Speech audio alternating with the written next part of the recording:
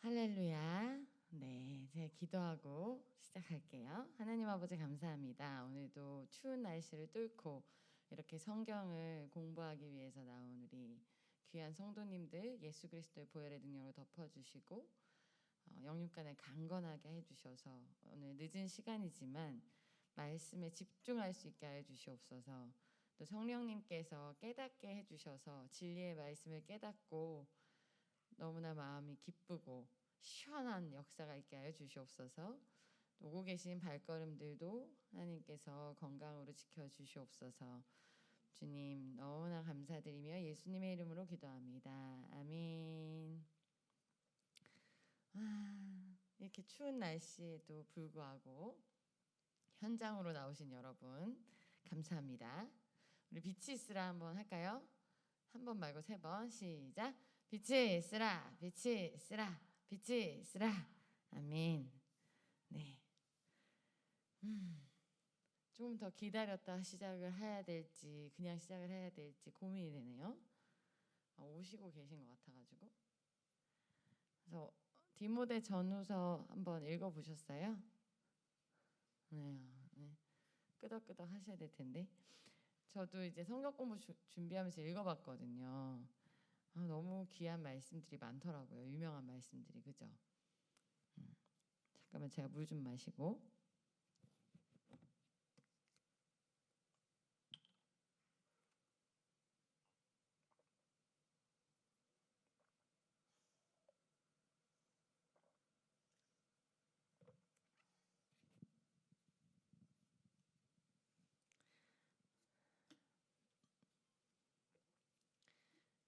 일단 제가 지금 딴 얘기를 할 수가 없어요. 머릿속에 가득 찬 디모데 전후서를 풀어내려면은 이거 잘못하다가는 안 될 것 같아요.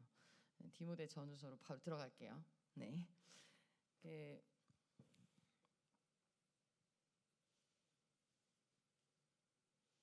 성경의 구조 이거는 항상 복습을 해야 또 안 잊어버릴 수 있어요.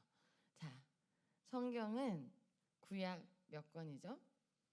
39권, 신약 27권, 이렇게 3927 해서 66권으로 이루어져 있어요. 또 모세 오경에 뭐가 있죠? 어머나 크게 얘기를 해주셔야지 제가 넘어가죠. 모세 오경은 창세기, 출애굽기, 레위기, 민수기, 신명기 이렇게 5권이 있어요. 저기가 다 이렇게 처음과 끝만 딱 나와 있으니까 자신이 없으시죠? 역사서가 12권 있는데 뭐가 있을까요? 역사서는 보니까 여호수아부터 있었던데 사사기록기, 사무엘상하, 열왕기상하, 역대상하, 에스라, 느헤미야, 에스더 이렇게 있어요. 그리고 시가서, 성문서라고 되어 있는데 시가서죠. 시가서가 5권이 있어요. 욥기, 시편, 잠언, 전도서, 아가. 예언서는 17권. 이사야, 예레미야, 에가, 에스겔, 다니엘, 호세아, 요엘, 아모스, 오바댜, 요나, 미가, 나훔, 하박국, 스바냐, 학개, 스가랴, 말라기. 그리고 이제 드디어 지금 우리가 신약을 하고 있는데 신약에 복음서 4권 뭐가 있죠? 마태, 마가, 누가, 요한복음 있어요. 역사서가 딱 1권 있네요. 시간 순서대로 사도들이 성령님과 함께 교회를 세운 사도행전. 그리고 서신서는 뭐예요? 무슨 글이에요? 편지글이죠. 편지를 보낸 거예요. 편지를 쓰면서 이게 성경이 될 줄은 몰랐겠죠. 엄청난 역사적인 사실이다. 그죠? 서신서가 21권이나 되는데 서신서 중에 바울 서신이 있고 일반 서신이 있어요. 바울 서신은 바울이 쓴 거고 일반 서신은 그냥 각자 그 이름에 나온 사람들이 쓴 건데 바울 서신은 또 교회에 보낸 편지가 있고 개인에게 보낸 편지가 있어요. 교회에 보낸 편지는 로마서, 고린도전후서, 갈라디아서, 에베소서, 빌립보서, 골로새서, 데살로니가 전후서 다 지역 이름으로 돼 있죠. 도시 이름으로. 그리고 개인에게 보낸 편지가 디모데 전후서 오늘 할 거예요. 그리고 디도서는 디도한테 보낸 거고 빌레몬서는 빌레몬한테 보낸 건데 오늘은 디모데에게 보낸 편지 2개를 공부해 보겠습니다. 편지를 뭐하러 공부하나 싶으시겠지만 이 편지가 바울이 디모데에게 쓴 편지에 너무나 주옥 같은 말씀들이 많이 들어가 있어서 한번 이렇게 배워보면 좋은 거죠. 그리고 예언서는 요한계시록 한 권이 있어요. 자, 짠. 디모데 전서. 디모데에게 쓴 첫 번째 편지라는 뜻이 있겠죠. 저자는 당연히 누구예요? 네? 너무 안 들려요. 사도 바울. 중심 메시지는 3장 15절인데 한번 찾아볼게요. 성경을 찾아보면서 읽는 또 은혜가 있어요.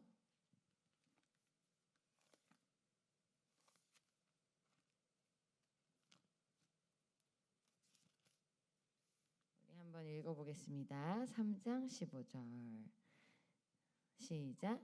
만일 내가 지체하면 너로 하여금 하나님의 집에서 어떻게 행하여야 할지를 알게 하려 함이니 이 집은 살아계신 하나님의 교회요 진리의 기둥과 터니라. 아멘.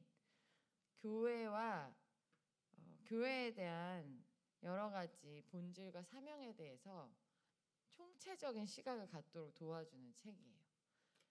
왜냐? 교회가 이러해야지 세상이 바뀌는다는 거죠. 교회가 컴퓨터 프로그램을 짝퉁을 쓰는데 세상은 더하는 거고, 교회가 불법 다운로드를 하면 세상은 더한 거죠. 그래서 교회가 믿는 것을 실천할 때 교회가 속한 도시가 변하는 거예요. 그리고 교회가 동떨어져 있는 수도원이 아니고 사회 안에 사람들 속에 들어가 있으니까 교회를 어떻게 바라보는지 어떻게 인식하고 있는지도 너무나 중요한 거예요. 그래서 바울이 디모데에게 이 첫 번째 편지를 썼을 때 디모데는 어디에 있었을까요? 이걸 알면 여기 안 오셨겠죠. 뭐하러 오셨겠어요, 그죠? 다 아는데 모르니까 배우러 오셨죠.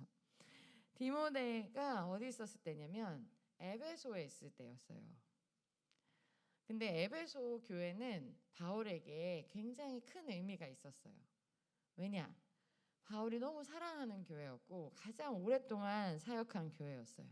그렇다고 10년, 20년 있었던 것도 아니지만 바울이 워낙 여러 곳을 지나면서 돌아다니면서 개척을 했기 때문에 에베소처럼 1년 반, 2년 이렇게 있었던 거는 오래 있었던 거예요. 그리고 디모데는 어떤 사람이냐? 사도행전 16장에 나오는 디모데에 대한 이야기를 참조하자면 루스드라에서 태어났고요. 터키 지방이에요. 그리고 헬라인 아버지와 유대인 어머니 사이에서 태어났고 성경 조기 교육을 잘 받았어요. 왜냐하면 유대인 어머니와 그리고 할머니가 로이스 유니게라고 이렇게 이름이 딱 나오잖아요. 디모데 후서에 보면은 이 할머니 엄마가 구약 성경을 쫙 잘 가르쳐 줬어요. 그래서 아주 성경을 잘 알고 있었고, 그러다 보니 구약 성경을 잘 배우면 또 메시아에 대한 소망이 강해지거든요. 구약 성경이 뭘 얘기하는 성경이냐면 구약을 안 들으셨으니까 구약 성경은 오실 메시아에 대해서 계속적으로 예언하고 계속적으로 자랑하는 책이거든요. 그러니까 구약을 잘 배워놓으니까 이 오실 메시아가 예수님, 할렐루야 이렇게 딱 잡힌 거죠. 그리고 성격이 좋아가지고 다른 사람들한테 칭찬을 많이 받았고, 그리고 끝까지 사도 바울의 제자로서 옆에서 곁을 떠나지 않고 사역을 잘 감당한 신앙인의 아주 좋은 모델이에요. 그리고 이제 이 디모데전서를 이해하려면 이제 에베소가 어떤 도시인지를 아셔야 되는데, 에베소가 로마의 가장 중요한 도시 중에 하나로 되게 유명한 신전이 있었어요. 사도행전에도 나오는데 아데미 신전이라고 그 여자 신이거든요. 근데 이 아데미 신전이 너무 커서 지금 관광을 가도 깜짝 놀란다고 하더라고요. 저도 지금 여기서 내가 실제로 봤는데 엄청나다 이렇게 얘기하고 싶은데 안 봐서 모르겠는데 관광객들이 그렇다고 하네요. 네. 엄청난 규모를 자랑한다고 해요. 그러니까 굉장히 이방 신들 철학들이 난무하는 곳이었고, 그래서 복음 사역이 결코 쉽지 않은 곳이었어요. 그러니까 바울이 디모데에게 힘을 주려고 맡겨놓고 왔으니까 그런 상황이었습니다. 그래서 이런 복음 전하기 어려운 에베소 같이 크고 화려하고 이방신과 막 철학이 난무하는 곳에서 선한 싸움을 싸워라 이렇게 얘기하는 거예요. 그래서 어떻게 얘기하는지 한번 볼까요? 1장 18절 한번 볼게요. 디모데전서 시작. 아들 디모데야, 내가 내게 이 교훈으로서 명하노니 전에 너를 지도한 예언을 따라 그것으로 선한 싸움을 싸우며, 선한 싸움을 싸워라 이거예요. 그리고 마지막에도 또 똑같이 얘기해요. 6장 12절 한번 볼게요. 디모데전서 시작. 믿음의 선한 싸움을 싸우라. 영생을 취하라. 이를 위하여 내가 부르심을 받았고 많은 증인 앞에서 선한 증언을 하였도다. 아멘. 끝까지 싸워서 복음을 잘 전해라 이렇게 힘을 주는 편지입니다.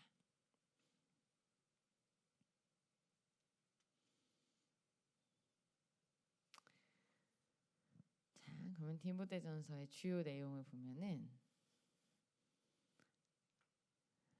교회 구성원에 대한 이야기가 많이 나와요. 그러니까 디모데 전후서를 보면 이것들로 그 교회 리더 양육을 많이 하게 되는 거예요. 교회 리더들은, 그리고 교회를 섬기는 사람들은 이러이러해야 된다는 말씀이 많거든요.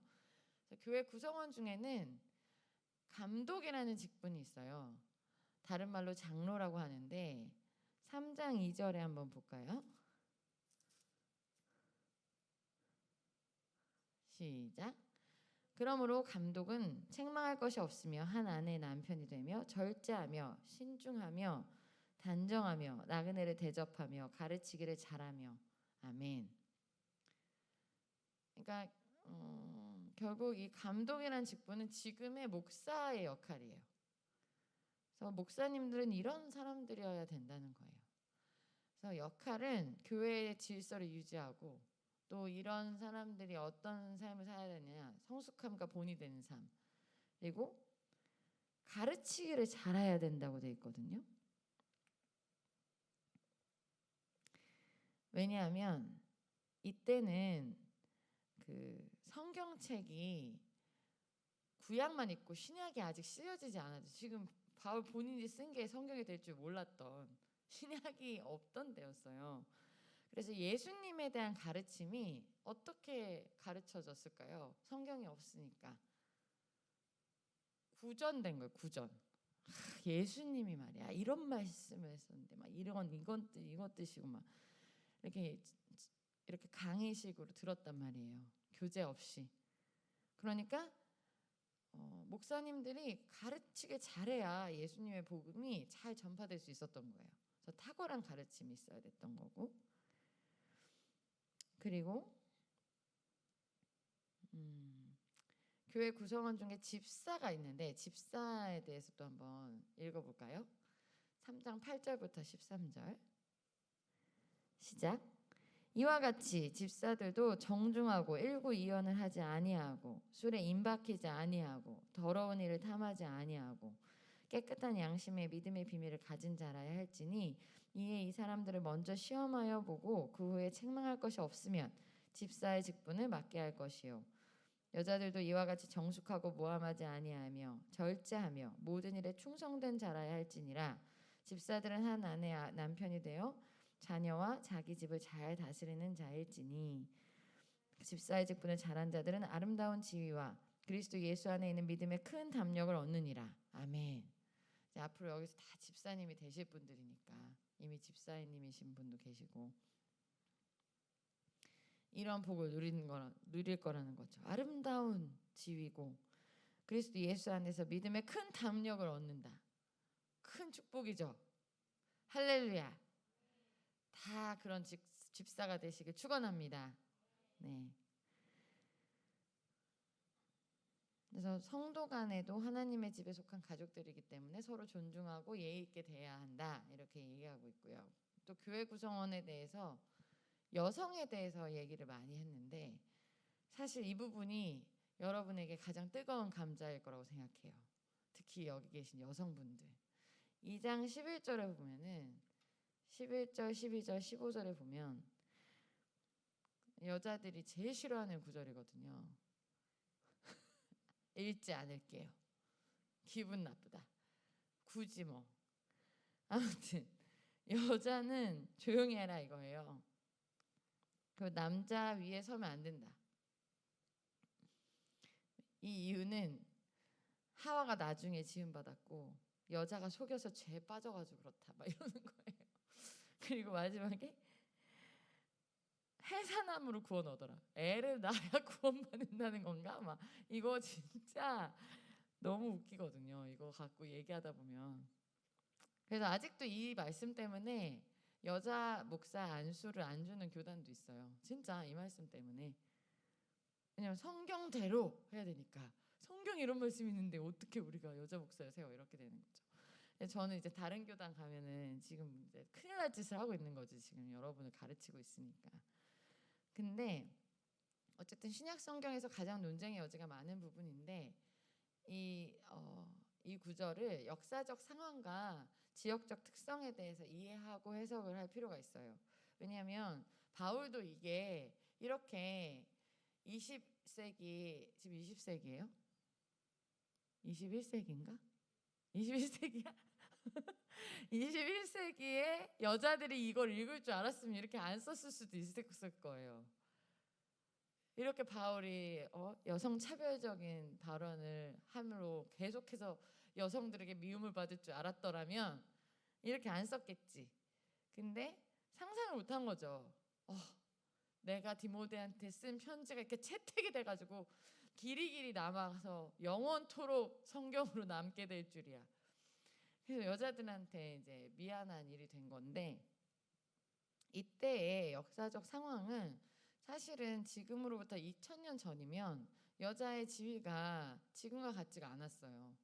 그리고 배우지도 못했고 그래서 가르치기가 어려웠는데 그리고 또 에베소라는 지역 특징도 그 아담의 여신이 있고 말했으니까 종교 창녀나 여사제들이 있었는데 그런 것과 구분하기 위해서 여자들에게는 조용히 있는 게 좋겠다 이렇게 얘기한 부분이 커요. 그리고 종교 창녀들이나 여사제들이 굉장히 화려하게 막 치장하고 그랬기 때문에 2장 9절에 보면은 여자의 외적인 단정함을 요구한 게 에베소 지역에 예수님을 모르는 그런 세상적인 자매들의 그 치장이 너무 화려했기 때문에 그래서 일부러 그런 언급을 한 것이지 보편적인 21세기를 사는 여자 이분들에게 하시는 말씀이 아니라는 거죠. 저한테 하는 말씀도 아니고. 그리고 히브리 문화나 헬라 문화 그 당시 문화에서는 여자들이 가르치는 게 불가능했어요.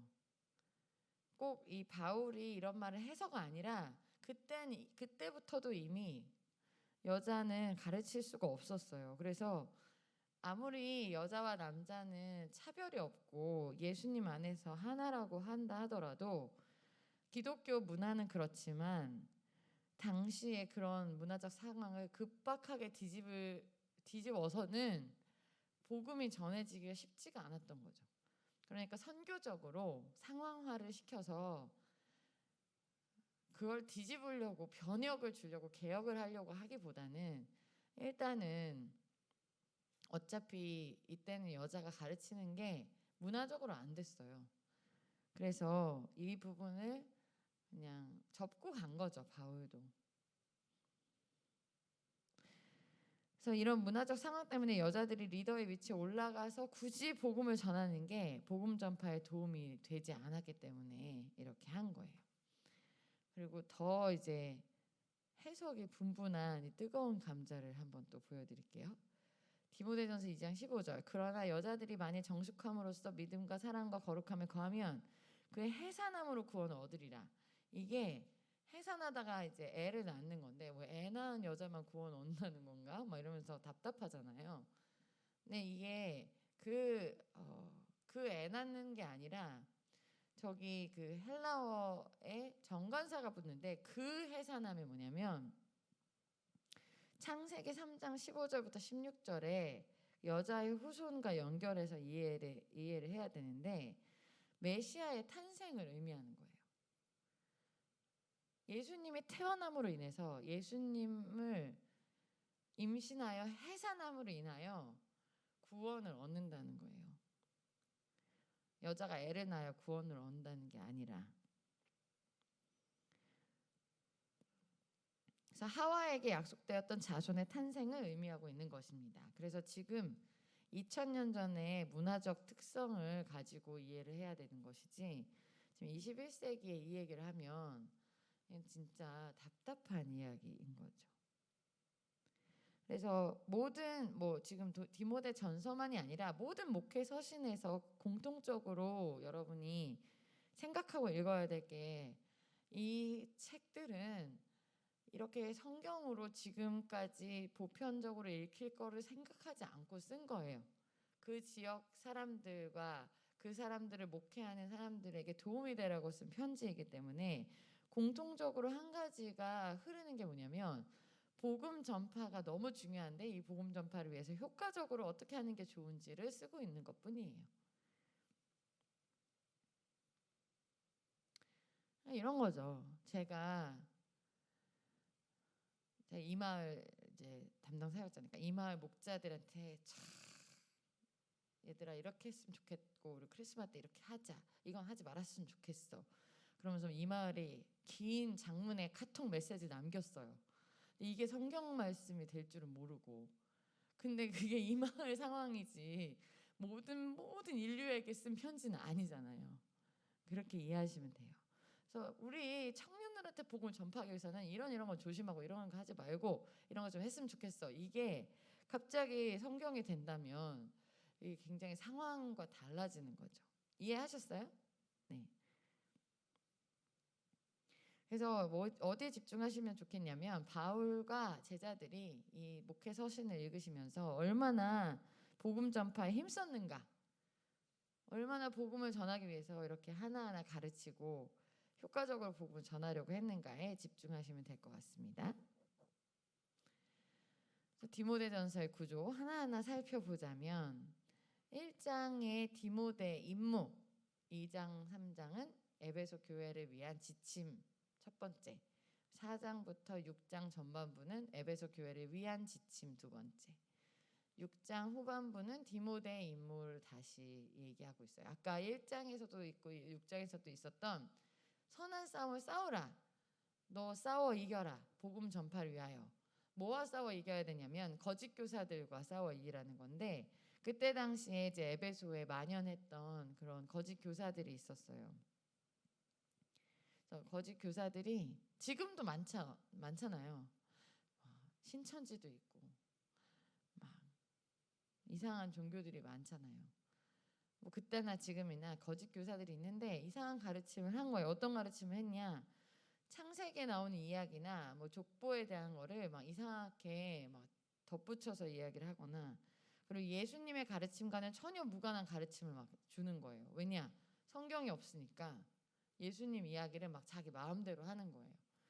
뭐라고 하냐면 뭐 결혼을 하지 않는 게 좋다.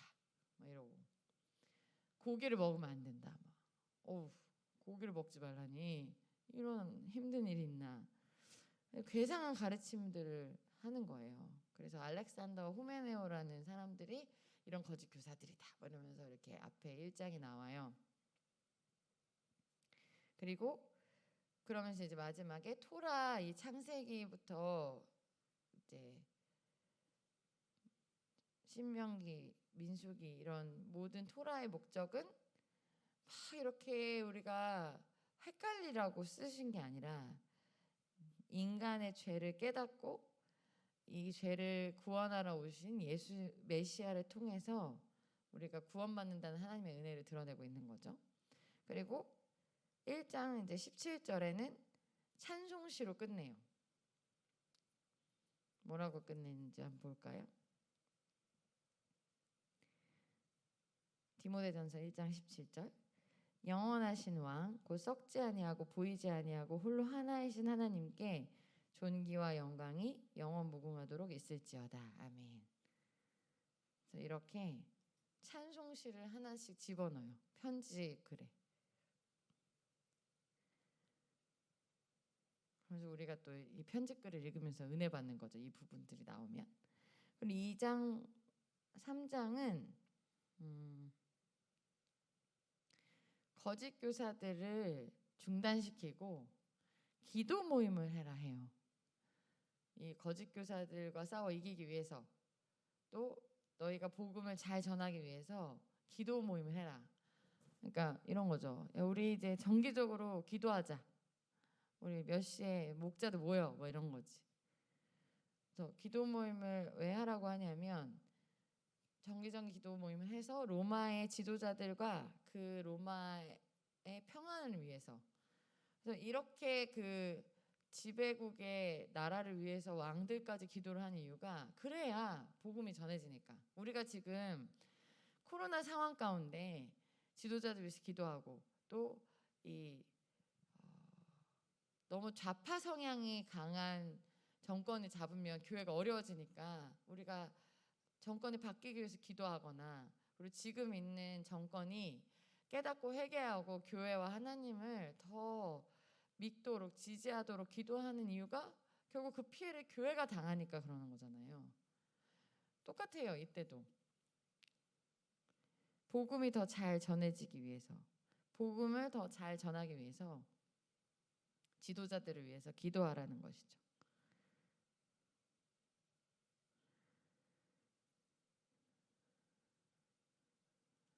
그리고 기도 모임을 통해서 하나님은 온 세상을 구원하기 위해서 이 땅에 오셨다는 것을 더 마음의 중심으로 가지게 될 거다 하면서 기도 모임을 하라고 하고요. 그리고 그 다음에 거짓 교사들한테 영향을 받는 남녀 교인들에 대해서 이렇게 얘기를 하는데 그때 거짓 교사들에게 막 말려들어서 토론을 막 하는 거예요. 남자 교인들이. 그래서 그 남자 교인들도 그 토론 쓸데없이 막 거짓 교사들이랑 싸우지 말고 기도해라. 결국은 모든 문제의 답은 기도네요. 이때도 그랬고 지금도 그랬고 기도해 기도 계속 이렇게 얘기하는 거예요. 그리고 여자 교인들에 대해서 뭐라고 했냐면 그때 되게 화려했다 그랬잖아요. 에베소의 그 여자들이. 그러니까 여자들이 부유한 여자들이 자기들도 막 너무 화려하게 옷을 입고 오는 거예요. 교회에. 패션쇼를 막 하는 거예요. 그러니까 꾸짖은 거죠. 바울이. 고급스럽게 차려입고 와가지고 형편도 안 되는 그런 가난한 교인들에게 무리한 그런 마음을 주면 안 된다.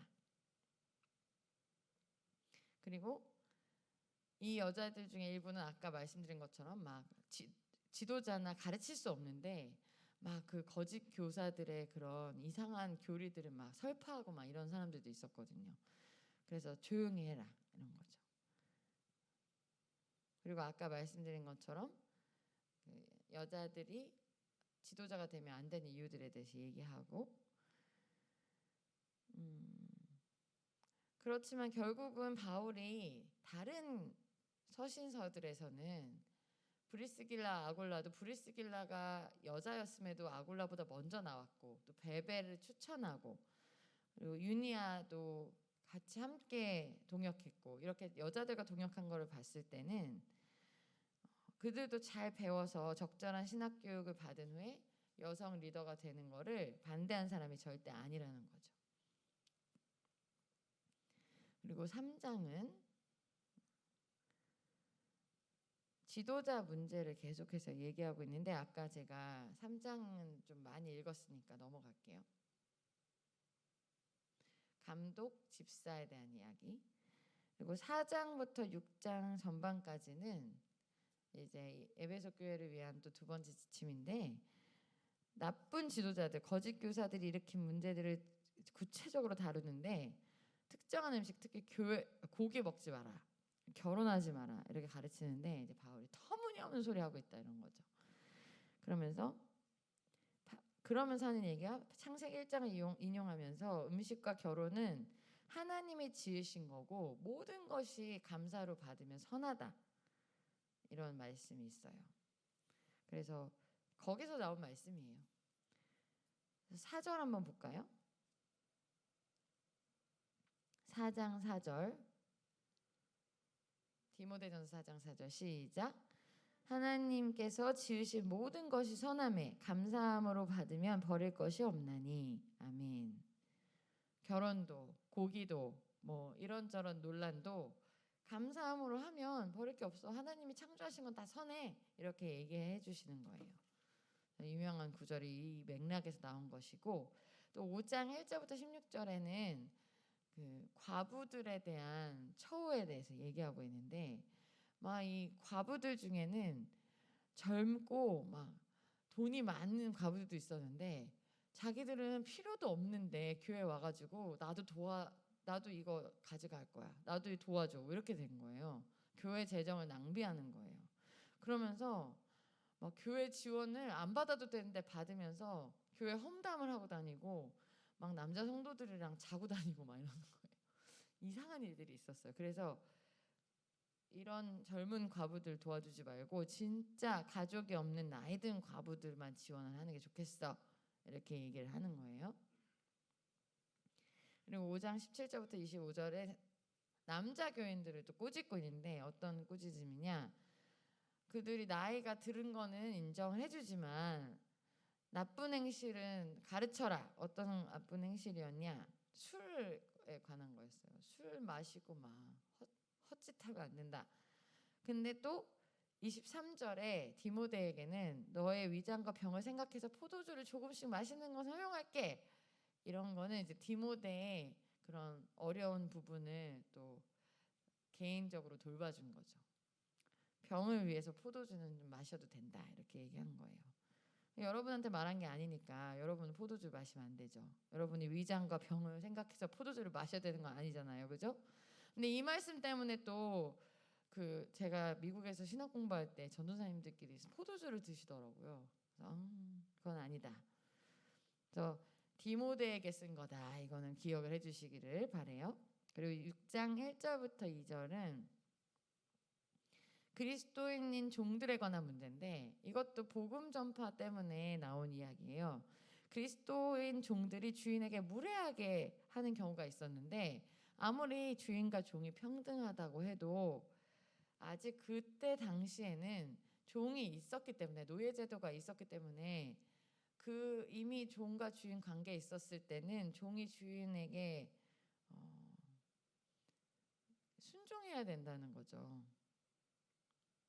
그래서 이 주인과 종의 제도를 아예 없애버리고 교회가 아예 이거를 개혁해버리면 오히려 복음이 전해지지 않는 거예요.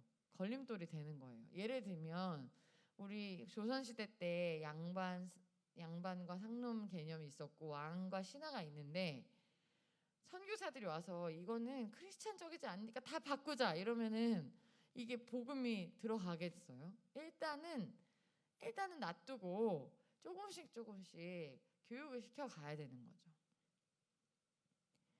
그래서 그리스도인들이 종들 편에 들어서 반란을 일으킨다는 의심을 받으면 복음의 걸림돌이 되니까 전략적으로 모두가 다 하나님 안에서 가족이다 이렇게 가르치면서 가야 된다는 그런 이야기예요. 그래서 모든 이야기를 다 복음을 효과적으로 전하기 위해서 이런 말도 했구나라고 해석을 하시면 돼요. 6장 후반부에 이제 보면은 디모데의 또 임무에 대해서 나오는데 다시 한 번 더 디모데에게 거짓 교사들에게 맞서라 하면서 이제 편지를 마치고 어떤 또 거짓 교사들이 있었냐면 그때 추종자들한테 돈을 받고 막 가르치는 거예요. 제가 지금 디모데 전서를 가르치는데 5만 원 내 이러는 거지. 이거 잘못된 거잖아요. 비싼 돈을 받고 가르쳤다. 이거 5만 원은 너무 싸다. 500만 원 내 이러면서 가르치는 거예요. 말이 안 되는 거죠. 그러니까 이 거짓 교사들이 예수님의 그 자족하시고 단순한 삶을 완전히 저버리는 삶을 살았다면서 지적을 하는 거예요. 그리고 6장 17절에서 18절을 보면은 한번 읽어볼까요? 디모데전서 6장 17, 18절 시작. 내가 이 세대에서 부한 자들을 명하여 마음을 높이지 말고 정함이 없는 재물에 소망을 두지 말고 오직 우리에게 모든 것을 후히 주사 누리게 하시는 하나님께 두며 선을 행하고 선한 사업을 많이 하고 나누어 주기를 좋아하며 너그러운 자가 되게 하라. 그래서 부유한 그리스도인에게 이렇게 재물을 나누고 살아라 이렇게 가르치고 있습니다. 그리고 또 찬송시가 또 여기도 들어가요. 이 찬송시도 한번 읽어볼게요. 시작. 15, 16절. 기약이 이르면 하나님이 그의 나타나심을 보이시리니 하나님은 복되시고 유일하신 주권자이시며 만왕의 왕이시며 만주의 주시오. 오직 그에게만 죽지 아니함이 있고 가까이 가지 못할 빛에 거하시고 어떤 사람도 보지 못하였고 또 볼 수 없는 이시니 그에게 존귀와 영원한 권능을 돌릴지어다. 아멘. 그래서 편지를 쓰면서도 이렇게 하나님을 찬양하는 거예요. 디모데에게. 신앙이 참 좋죠, 바울이. 네. 그러면 디모데 전서는 끝. 디모데 후서로 들어갈게요.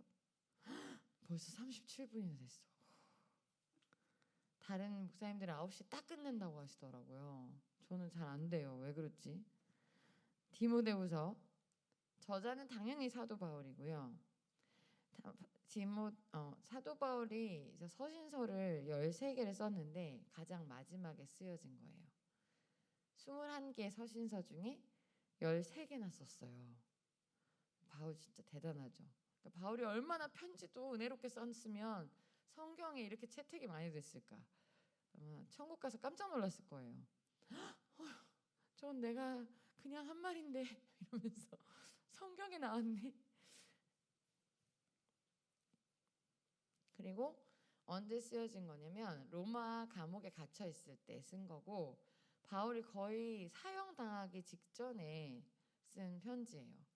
그러니까 어떻게 보면 우리가 이 디모데전 후서를 읽으면서 한 사람의 사역자가 복음 전도자가 개척자가 말년에 어떤 말들을 자기 제자한테 남기고 싶었는지가 드러나는 아주 약간 짠하다고 해야 되나요? 짠하면서도 감동 있는 편지인 거죠. 바울의 그 마지막 시간을 엿볼 수 있는. 그래서 로마 감옥에 갇혀 있을 때 가장 사랑하는 제자인 디모데에게 쓴 편지예요. 그러면서 이제 바울이 이렇게 얘기하거든요. 재판이 순조롭지 않아가지고 내가 이번에 못 나갈 것 같다 감옥에서. 그러면 이게 끝일 것 같다.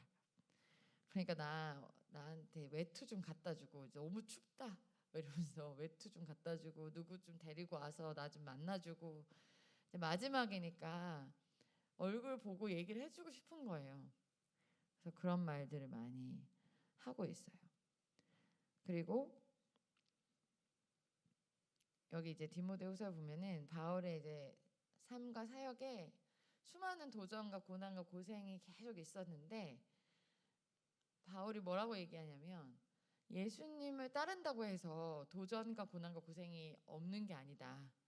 이런 일들이 당연히 있다. 위험과 갈등이 있다. 그렇지만 그렇다고 해서 예수님이 안 계시는 게 아니다.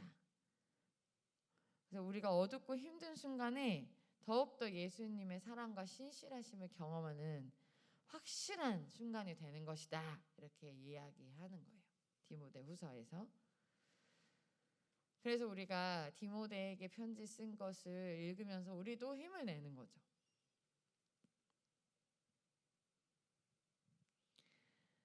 그러면서 이제 디모데후서에 또 계속 흐르는 게 뭐냐면 디모데후서 1장 1절에 한번 읽어볼까요? 시작. 하나님의 뜻으로 말미암아 그리스도 예수 안에 있는 생명의 약속대로 그리스도 예수의 사도된 바울은, 지금 이제 바울이 시작할 때는 생명의 약속, 난 영생을 받았다는 거예요. 나는 천국 간다는 거예요. 간단하게 말하면 그거예요. 나는 영생을 받았다. 그러면서 디모데후서 4장 6절에 이제 마지막 부분이거든요. 한번 읽어볼게요. 시작. 전제와 같이 내가 벌써 부어지고 나의 떠날 시각에 가까웠도다. 이제 죽을 거를 이미 이제 예측하고 내가 죽을 것 같다는 거예요. 그래서 다른 목회 서신과는 조금 달라요.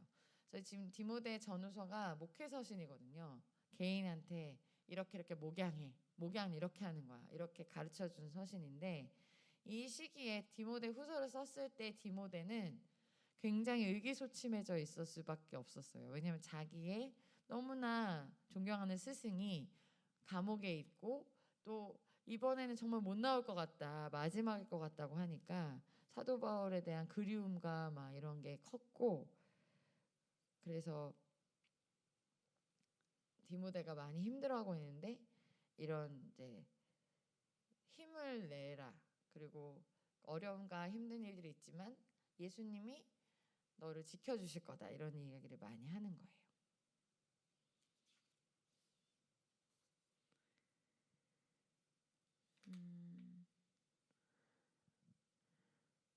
그리고 리더들을 향해서 권면하는 내용이 또 주로 있는데 2장 21절 한번 읽어볼게요.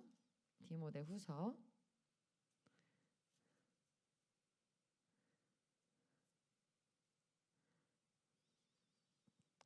시작. 이런 것에서 아니다. 그러므로 누구든지 이런 것에서 자기를 깨끗하게 하면 귀에 쓰는 그릇이 되어 거룩하고 주인의 쓰심에 합당하며 모든 선한 일에 준비함이 되리라. 아멘. 앞에 이제 금그릇과 은그릇이 있고 질그릇도 있는데 귀하게 쓰는 것도 있고 천하게 쓰는 것도 있다. 그렇지만 어떤 그릇이든지 자기를 깨끗하게 해야 된다. 그래서 본이 되어야 쓰일 수 있어. 이게 이제 리더들이 향한 권면이에요. 여러분도 이게 꼭 교회의 리더만이 아니고 저는 세상의 리더도 이렇게 돼야 된다고 생각해요. 깨끗하지 않으면 본이 될 수 없어서 아무도 따르지 않거든요. 그리고 또 어떤 권면을 했는지 보면은 3장 16절 볼게요.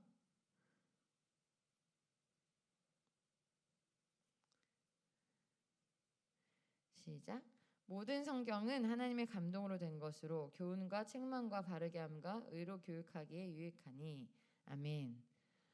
이게 뭔 리더를 향한 권면인가 하시겠지만 디모데에게 이렇게 멋진 말을 한 거는 성경이 이런 책이야, 그러니까 말씀으로 무장해야 돼, 이렇게 얘기한 거예요.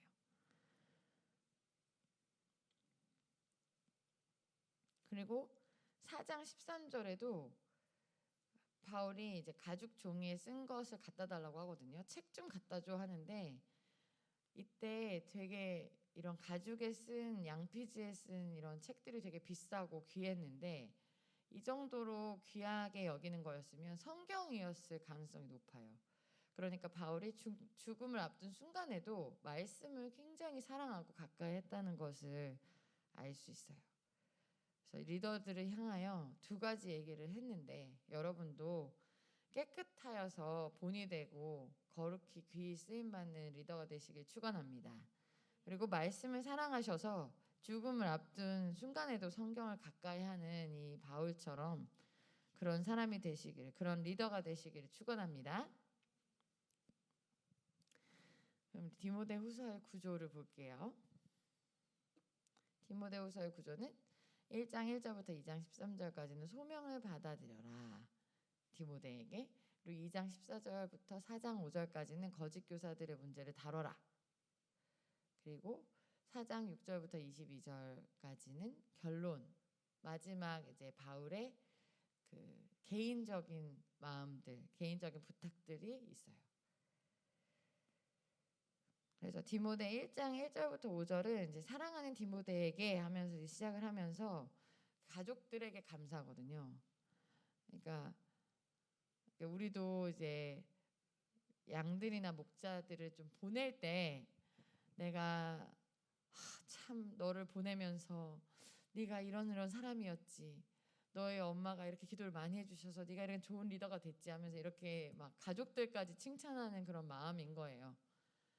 디모데야, 너가 나한테 너무 좋은 리더였어. 근데 그게 다 너의 엄마랑 외할머니 덕분인 것 같아. 이러면서 이제 칭찬을 하는 거죠.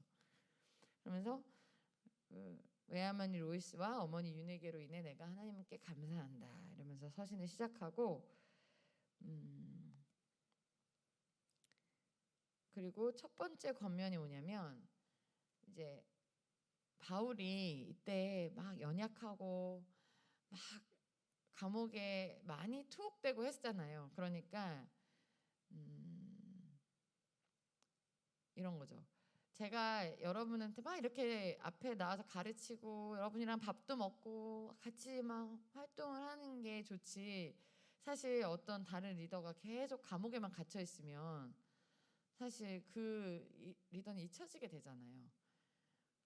이렇게 막 앞에서 활동하는 사람이랑 같이 있고 싶잖아요. 그러니까 바울이 감옥에 갇혀 있고 자꾸 투옥되고 그러니까 범죄자니까 이렇게 좋을 때 같이 있었던 사람들도 떠나기 시작한 거예요. 연락도 잘 안 하고. 그래서 이제 15절에 보면은 부겔로와 허모게네라는 사람들은 범죄자 혐의를 받는 바울과 연관되는 게 부끄러워서 날 떠났다 이러는 거죠. 여기 보면은 되게 솔직한 얘기 많이 나와요. 얘는 나 떠났어, 디모데. 나 속상해 막 이러면서 너는 날 버리면 안 되고 나를 보러 와줘. 근데 그 나를 보러 오면 주변에서 아마 별로 안 좋게 생각할 거지만 그것도 다 이겨내고 나한테 와야 돼 막 이런 내용이에요. 그러면서 이런 빨리 왔으면 좋겠다, 내가 복음 때문에 죄수된 것을 부끄러워하지 않고 나를 만나러 와줬으면 좋겠어. 그렇지만 이런 요청이 너를 위험에 빠뜨리게 할 수도 있지만 우리의 능력의 근원은 예수님이다, 예수님을 바라봐 이러는 거예요. 대단하죠 바울. 너 나 만나러 오는 거 위험하지만 예수님을 바라보고 와 이거예요. 그래서 우리의 능력의 근원은 예수 그리스도다 이렇게 은혜를 상기시키고, 그리고 정말 이거를 꼭 붙들기를 디모데에게 요구한 게, 왜냐하면 너무나 많은 고통과 고난이 있지만 예수님을 따르는 일이 쉽지 않지만 결국은 예수님이 우리의 전부이기 때문에, 그리고 전부를 요구하는 일이기 때문에, 그러면서 예수님을 따르는 것을 뭐에 비유를 하냐면 여러 가지로 비유해요. 상관을 기쁘게 하는 군사, 그리고 자기 몸을 단련하는 운동선수, 그리고 열심히 일하는 헌신적인 농부에 비유하면서 이런 사람이 돼야 된다는 거예요. 우리도 하나님께. 그래서 공통점이 뭐예요? 다 운동선수, 군사, 그리고 농부. 뭐가 공통점일까요?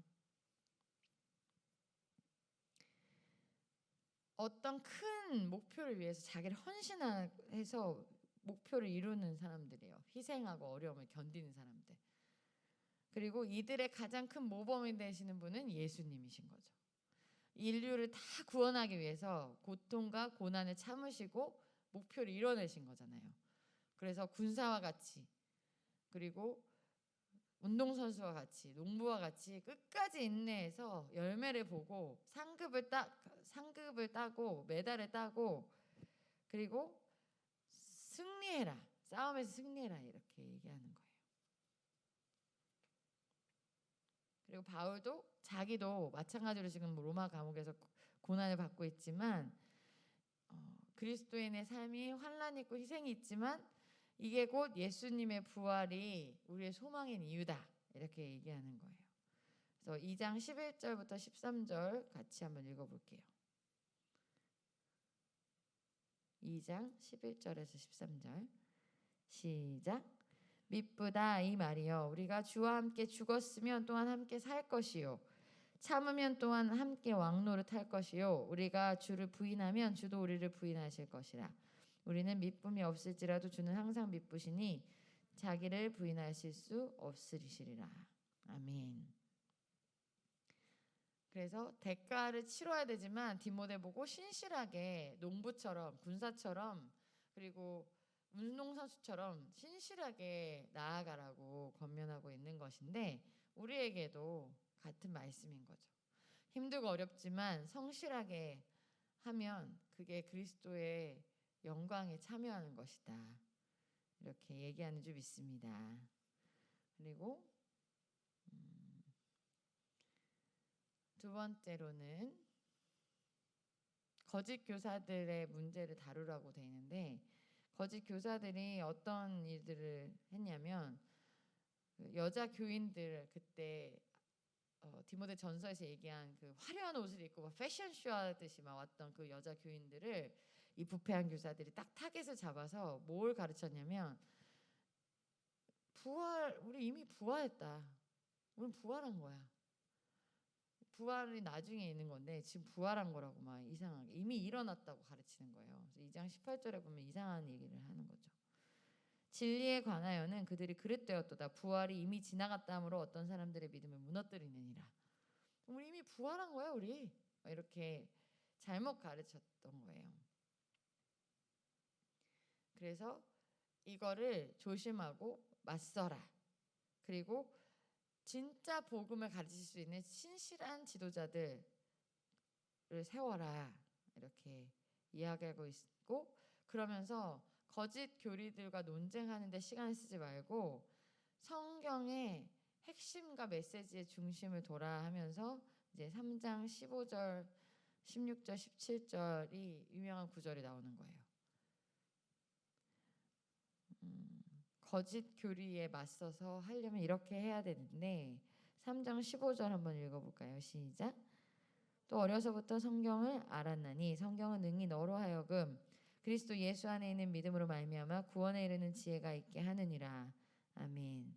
그러니까 디모데야, 너 거짓 교사들과 다투느라고 시간 쓰지 말고 성경을 더 팔아. 그래서 성경의 본질에 대해서 이야기하고 있는 거예요. 그래서 3장 15절은 성경의 본질이에요. 디모데야, 성경은 이런 책이야. 어떤 책이냐? 예수 안에 있는 믿음으로 말미암아 구원에 이르는 지혜가 있는 책이니 이 성경을 열심히 파도록 해라. 그리고 성경의 목적은 3장 16절부터 17절이에요. 어떤 일들을 해주냐 성경이. 시작. 모든 성경은 하나님의 감동으로 된 것으로 교훈과 책망과 바르게 함과 의로 교육하기에 유익하니 이는 하나님의 사람으로 온전하게 하여 모든 선한 일을 행할 능력을 갖추게 하려 함이라. 아멘. 그래서 성경의 목적이에요. 어떤 목적이 있죠? 바르게 하고 그리고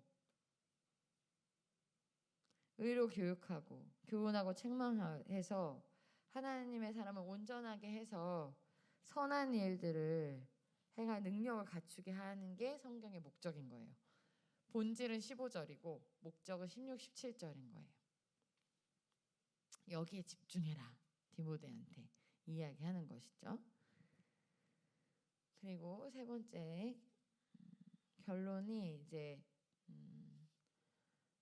바울의 그 노구의 몸으로 마지막 이제 천국 가기 직전에 그런 사역자의 애틋한 모습이 담겨져 있어요. 쓸쓸한 모습이. 그래서 내가 살아서 널 만날 수 있을지 모르겠다. 그러니까 겨울이 되기 전에 최대한 빨리 와줘. 왜냐면 겨울 되면 춥잖아. 나 너무 추워. 올 때 외투 갖다 줘. 이런 거예요. 되게 개인적인 내용도 다 있고. 그리고 오면서 내가 드로아에서 체포될 때 두고 온 그 양피지에 쓴 책, 성경책인 것 같은데 그거 갖다 달라. 그리고 알렉산더라는 사람을 경계해라. 아무래도 이 사람이 바울이 체포되는데 일조한 사람인 것 같아요. 그리고 이제 얘기하는 거예요. 내 편이 되어줄 줄 알았던 사람은 다 떠났다. 결국 내 옆에는 예수님밖에 없다. 라고 하면서 유일한 위로의 원천이시고 내 편이신 그 예수님이 계신다. 이렇게 고백을 하고 있어요. 그러면서 이제 4장 10절에 보면은 데마가 세상으로 갔어요. 날 버리고. 그러면서 다 한 명씩 떠났다고 이렇게 하소연하는 거예요. 야, 얘도 떠났고 쟤도 떠났고 어휴, 어떻게 이럴 수 있는지 모르겠다. 그러면서 마지막으로 누가만 남았다 이렇게 돼 있어요. 담임 목사님 생각나죠? 누가만 남았어. 그러면서 11절에 디모데에게 너 올 때 마가도 좀 데리고 왔으면 좋겠어. 근데 이 마가가 이제 바나바의 조카이면서 그 사도 바울하고 바나바가 선교 여행을 할 때 다퉜거든요. 근데 마가 때문에 다퉜어요. 그런데 마지막 죽기 전에 마가를 데려오라는 거는 회복됐다는 얘기예요. 관계가. 마가를 향해서 그가 나의 일에 유익하니 데려와라. 이 말은 싸우고 막 감정이 안 좋았던 것들이 회복됐다는 거죠. 그러면서 사도 바울도 마지막에는 죽기 전에 쓴 편지에도 관계를 잘 풀고 언급하고 가는 거예요. 그래서 사도였지만 또 한 사람의 인간이었던 것을 볼 수 있어요. 그래서 우리도 이런 걸 보면 관계가 편안하고 두루두루 건강해야 되겠구나. 마지막에는 이렇게 다 두루두루 챙기고 가는 것이죠. 그래서 여기서 우리 바울의 디모데에 대한 사랑 그리고 리더들을 향한 그 뜨거운 마음 말씀에 더욱더 집중해라 이런 권면의 말씀을 잘 볼 수 있습니다. 할렐루야. 와, 딱 9시 3분 전 너무 잘 끝냈다. 그죠? 사실 디모데전서가 그렇게 길지는 않아가지고 내용을 많이 할 건 없는데 그냥 디모데 후서가 너무 좋았던 것 같아요. 마지막으로 자기 제자한테 권면하고 싶은 말들이 결국 우리한테 유익한 것이니까 못 읽으셨던 분들 있으면 읽으시면서 하나님께서도 나에게 이런 집중을 원하시는구나. 그리고 관계를 편안하게 하기 원하시는구나. 이렇게 깨달으시는 오늘 밤이 되시길 축원합니다. 네, 그럼 우리 기도할게요. 하나님 아버지 감사합니다. 하나님께서 오늘도 이 추운 날씨에도 디모데 전후서를 공부하고 갑니다. 오늘 디모데 전후서를 읽으면서 하나님을 더욱 사랑하게 하여 주시고 바울이 복음 전도자로서 평생을 고생하고 고난이 있었지만 나에게 유일한 남은 소망인 예수님을 의지하고 예수님밖에 없음을 고백하는 이 사람의 이 성숙한 고백이 나의 고백이 되게 하여 주시옵소서. 우리도 세상에서 힘들고 어렵고 고난이 있지만 나는 예수님 때문에 산다. 나의 유일한 희망은 예수 그리스도다 외치면서 예수님을 자랑스러워하게 하여 주시고 또 이 연말에 힘들고 어렵고 또 가난한 사역자들이나 또 말씀 전하는 자들, 선교지에 고생하는 자들이 있다면 바울이 이렇게 나 추우니까 옷 좀 갖다 줘 했듯이 그들도 뭔가가 필요하지 않나 살피는 연말이 되게 하여 주시옵소서. 주님, 오늘 디모데 전후서를 공부하였사오니 앞으로 디모데 전후서를 읽으면서 더욱더 하나님의 마음을 읽는 우리가 되게 하여 주시고 말씀대로 사는 우리가 되게 하여 주시옵소서. 지금 돌아가는 발걸음도 지켜주실 줄 믿사오며 예수님의 이름으로 기도합니다. 아멘.